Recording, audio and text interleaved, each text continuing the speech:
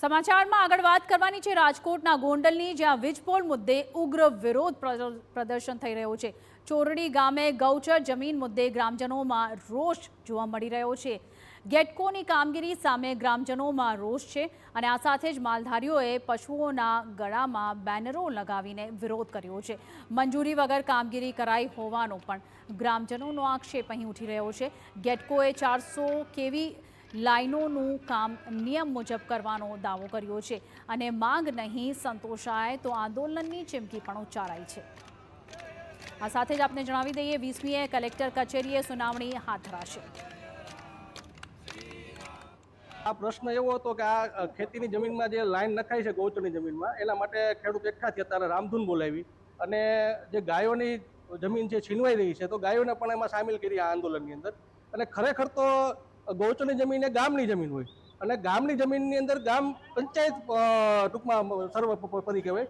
તો આ લોકો કોઈ જાતની ગામ પંચાયતની મંજૂરી લીધા વગર ગામ પંચાયતની જમીનની અંદર થાંભલા નાખવા આવે છે અને ખેડૂતોને પૂછ્યા વગર થાંભલા નાખે તો ખેડૂતોને પૂછવું જોઈએ। જ્યારે કાલે અમારા સરપંચ સહિતની ટીમ અહીંયા વિરોધ કરવા આવી ત્યારે પોલીસ બંદોબસ્ત સાથે હતો અને તેમને કહેવામાં આવ્યું કે જો તમે જાજો વિરોધ કરશો તો તમને પકડીને પૂરી દેવામાં આવશે।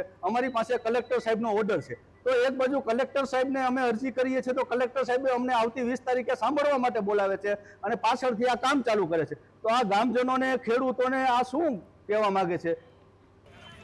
તો આ સમગ્ર મામલે ગેટકોના નાયબ ઇજનેરે જણાવ્યું છે કે કામગીરી શરૂ કરવા માટે ભૂતકાળમાં ગ્રામ પંચાયતને પત્ર વ્યવહાર અને લેખિતમાં જાણકારી પણ આપવામાં આવી હતી કે ગૌચરની જમીનમાં ક્યાં ક્યાં ટાવર બનાવી શકાય છે।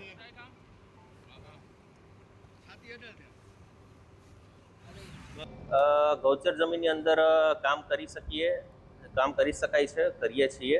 આ બાબતે અમારી પાસે ડિસ્ટ્રિક્ટ મેજિસ્ટ્રેટ રાજકોટ એમનો ઓર્ડર પણ આવેલો છે, જેને આધારે કામ થઈ રહ્યું છે। જે તે વખતે આ કામ માટે થઈને રૂકાવટ હતી, ગ્રામ પંચાયતની હતી, પણ એ બાબતે સુનાવણીઓ થયેલી છે ભૂતકાળમાં કલેક્ટર ઓફિસ રાજકોટમાં અને ઓર્ડર પાસ થયા પછી જ અમે અહીંયા કામ ચાલુ કરેલું છે।